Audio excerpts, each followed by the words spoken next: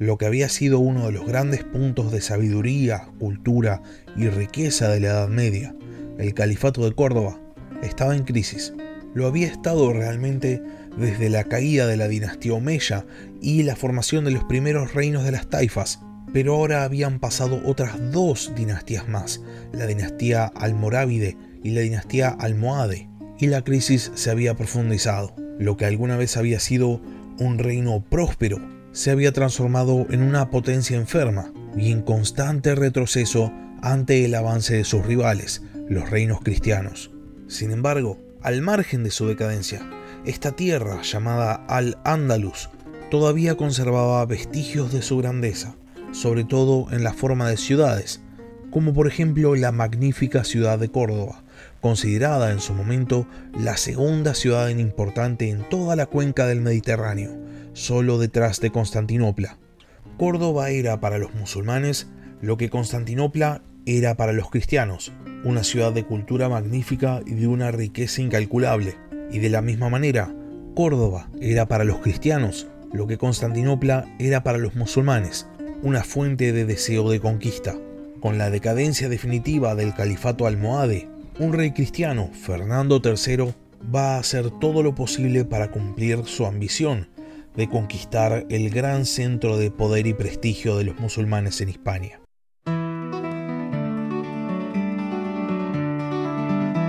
Hola a todos, sean bienvenidos al podcast de historia La Barba Roja de Barba Roja.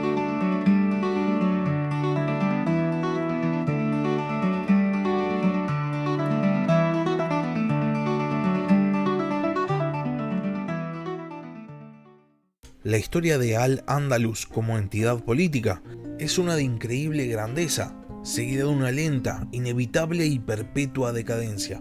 El califato de Córdoba no se recupera nunca de la caída de la dinastía Omeya, y en esencia, más allá de que las siguientes dinastías logran recomponer el orden dentro del territorio, ni los almorávides ni los almohades logran solucionar esta situación de perpetua crisis. En este sentido, la historia de Al-Ándalus es prácticamente un calco de la historia bizantina, y al igual que con lo ocurrido en el Imperio Bizantino, la decadencia final de Al-Ándalus también inicia con una derrota en una batalla muy importante. En el caso del reino musulmán en la península ibérica, su decadencia final inicia después de la famosísima batalla de las Navas de Tolosa en el año 1212. Al-Ándalus llevaba siglos retrocediendo frente al expansionismo de los reinos cristianos. Sin embargo, siempre había chances de revertir la situación. Sin embargo, estas chances ahora habían desaparecido porque la relación de poder había cambiado por completo. Un ejército muy numeroso del califato almohade había sido derrotado por una coalición de los ejércitos de todos los reinos cristianos de la península ibérica, con menor cantidad de soldados. Y si los cristianos habían derrotado una vez a los almohades, lo podían volver a hacer. Lo interesante que tiene la batalla de las Navas de Tolosa es que, si bien cambia completamente el balance de fuerzas en la península ibérica, las consecuencias políticas no son inmediatas. Musulmanes y cristianos firman tratados de paz en el año 1214 y también en el 1221. La paz dura hasta el año 1224, en el cual ocurren dos cosas. Primero, muere el califa almohade, iniciándose una disputa dinástica. Y segundo, Fernando III decide reinaugurar las campañas militares contra los musulmanes. El momento elegido por Fernando no podía ser más propicio. La disputa dinástica había traído el caos completo en el califato almohade, y esta situación recién va a encontrar una primera solución en el año 1227, cuando es nombrado califa Al-Ma'mún. Pero para esto todavía faltaban años. Fernando III invade las tierras de Al-Ándalus en pleno conflicto dinástico, y como tantos otros reyes cristianos antes que él, aprovecha la división del mundo musulmán para pactar con algunos en contra de otros. Es así que Fernando entabla una amistad personal con el rey de la taifa de Baeza, llamado Al-Bayasi, quien se va a someter al gobierno de Fernando. La campaña del rey castellano va a ser muy exitosa y va a lograr la toma de numerosos castillos. También va a conseguir nuevos vasallos musulmanes, como es el caso de Said Abu Said, el rey de la taifa de Valencia, que se somete al gobierno de Fernando por consejo de su primo Al-Bayazid. Fernando va a seguir con su campaña y va a atacar la taifa de Jaén, consiguiendo inclusive que el Papa proclame una cruzada. Sin embargo, a la hora de asediar Jaén, Fernando no tiene éxito. Al año siguiente, en el 1225, Fernando se reúne con Al-Bayazid y pactan la entrega al rey cristiano del Alcázar de Baeza. La cercanía entre Fernando y Al-Bayazid va a provocar el asesinato de Al-Bayazid por parte de los cordobeses, quienes lo acusaban de traición en el año 1226. La muerte de Al-Bayazid provoca, entre otras cosas, que todas las tierras de Baeza pasen a estar gobernadas por Fernando. El rey castellano por ahora concluye la campaña y vuelve a sus dominios. En el año 1227, la disputa dinástica de los almohades llega, entre comillas, a su fin. Es nombrado como califa Al-Ma'mún, quien es reconocido en Al-Ándalus, pero no es reconocido como califa en el norte de África. Y entonces los norteafricanos nombran a su propio califa y se vuelve a generar una disputa dinástica. Al-Ma'mún, para afianzar su poder, se desplaza al norte de África para combatir al usurpador. Y en el momento en el que el califa abandona la península ibérica, surgen en Al-Ándalus nuevas taifas. El mundo almohade se decanta a favor de uno u otro candidato e inclusive surgen otras figuras políticas que buscaban controlar el territorio. Hay inclusive gobernantes musulmanes, como es el caso de Abu Said, que rompen su vasallaje con Fernando para decantarse a favor de alguno de los nuevos candidatos. Mientras tanto, las campañas cristianas contra los territorios musulmanes continúan, pero no están protagonizadas por Fernando. El rey se limita simplemente a supervisarlas. Esta situación se va a mantener hasta el año 1234, cuando Fernando logra la captura de Úbeda, y al año siguiente el gobernador almohade de Córdoba firma un pacto de paz con Fernando. El rey cristiano se comprometía a no tomar la ciudad de Córdoba, y a cambio el gobernador musulmán tenía que pagar una suma de 430.000 maravedíes.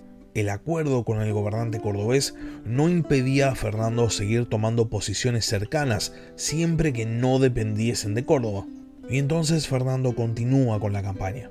Córdoba empezaba a estar rodeada, pero Fernando va a cesar la campaña, porque ese mismo año muere su esposa, Beatriz de Suabia, y entonces él se desplaza al norte. El gobernante de Córdoba, al ver que el rey cristiano se retiraba, decide incumplir el trato, posiblemente considerando que Fernando se encontraba en un momento de debilidad. Sin embargo, como pasa muchas veces con este tipo de situaciones, el gobernante cordobés había malinterpretado completamente la situación. Por otro lado, para Fernando, el incumplimiento de lo pactado por parte del gobierno cordobés le da a él y a sus allegados la excusa necesaria para realizar un asedio a la gran ciudad de Al-Ándalus. Es justo en ese momento cuando los ejércitos cristianos reciben una información inesperada. Desertores musulmanes anuncian que la ciudad de Córdoba estaba muy mal defendida, en especial el barrio de la Axerquía, un recinto amurallado que comprendía varios barrios de la ciudad y que prácticamente no contaba con defensores. Fernando se encontraba en la ciudad leonesa de Benavente a mediados de enero del 1236, cuando recibe la noticia de que la Axerquía de Córdoba había sido capturada por un puñado de hombres que le estaban ahora pidiendo refuerzos para completar la toma de la ciudad. Fernando no duda, este era el momento que había estado esperando. Córdoba era el premio mayor de Al-Ándalus. El rey de Castilla convoca a su ejército y marcha sobre Córdoba. Llegando el 7 de febrero, Fernando decide montar campamento frente al puente romano con el fin de cortar la comunicación de Córdoba con el resto de Al-Ándalus. Y entonces inicia el sitio de la ciudad. Los cordobeses logran pedir ayuda y contactan a Ibn Hud, un comandante que había logrado en estos años unificar una gran parte de Al-Ándalus. Ibn Hud parte desde Murcia y llega hasta Córdoba, acampando cerca de la ciudad. Fernando quedaba entre medio de Córdoba y el ejército de Ibn Hud. Para Fernando esto era una situación complicada, podía llegar a sufrir un ataque desde dos frentes al mismo tiempo. Tenía que hacer algo.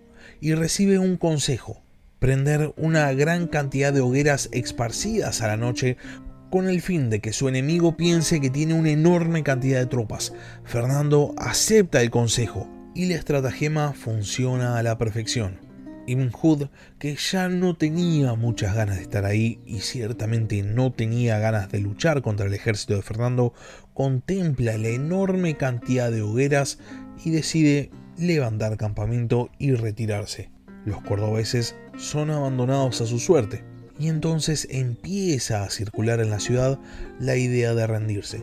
Sin embargo, contemplan las fuerzas de Fernando, se dan cuenta de que no son demasiados soldados y entonces deciden resistir. Tal vez alguno de los otros gobernantes musulmanes pueda ir a salvarlos, y de esta manera pasan 3 meses. Los atacantes se empiezan a impacientar. Los leoneses solicitan a Fernando III retirarse del asedio, volver en otro momento. Sin embargo, el rey desoye la petición y decide hacer una nueva jugada. Aprovechando la desunión de los musulmanes de Al-Ándalus, Fernando consigue pactar con uno de los nuevos gobernantes musulmanes de la península ibérica, llamado Al-Ahmar, en este caso el sultán de Arjona y enemigo jurado de Ibn Hud.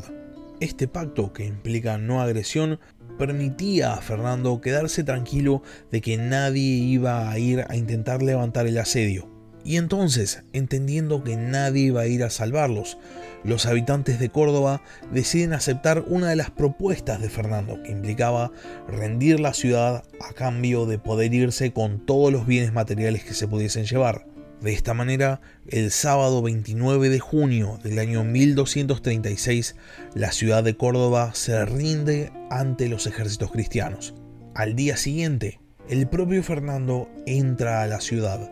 Una de las primeras medidas que va a tomar es la de convertir a la famosa mezquita de Córdoba, la segunda más grande del mundo musulmán, en una catedral cristiana. Fernando va también a trasladar por unos meses su residencia al Alcázar de Córdoba y eventualmente se va a retirar. Más allá de la importancia de la ciudad, Córdoba no se va a transformar en la capital del reino cristiano. Ahora bien, los pobladores musulmanes de Córdoba se habían ido después del asedio y la ciudad va a ser repoblada con el tiempo. Atraídos por la fama y la riqueza de Córdoba, los castellanos van a llegar en números enormes, inclusive superando la propia capacidad de la ciudad. Fernando eventualmente va a volver a Córdoba en el año 1240 para repartir el territorio de la ciudad, beneficiando sobre todo a aquellos que habían participado en su captura. Córdoba para la Reconquista tiene un valor simbólico. La ciudad había sido la capital de la Bética romana y después había sido capital de Al-Ándalus, la Hispania musulmana. Su captura por parte de los ejércitos cristianos significaba solo una cosa: la era de la Hispania musulmana había llegado a su fin y pronto iba a ser tiempo de expandir los territorios de los reinos hispánicos más allá. Pero eso es tema para otro capítulo. Hasta acá llegamos con el capítulo de esta semana. Si llegaron hasta acá y no están suscritos al canal, les recomiendo que se suscriban. Subo nuevos capítulos todas las semanas. Y si por otro lado ya están suscritos al canal, pero tienen ganas de realizar un apoyo extra al podcast, pueden hacerlo transformándose en miembros del canal en YouTube mediante un aporte mensual o también con un aporte mensual mediante Patreon. Les dejo el link en la descripción del capítulo. Por último, si tienen algo para decir, si tienen alguna pregunta o simplemente quieren participar, pueden dejarme un comentario en la caja de comentarios de YouTube o también pueden mandarme un mail al mail del podcast, labarbarroja@gmail.com. Muchas gracias por haber escuchado y hasta la próxima. Gracias por escuchar La Barba Roja de Barbarroja. Si tenés alguna pregunta o simplemente querés hacer un comentario, no dudes en escribirme al mail del podcast, labarbarrojadebarbarroja@gmail.com. Hasta la próxima.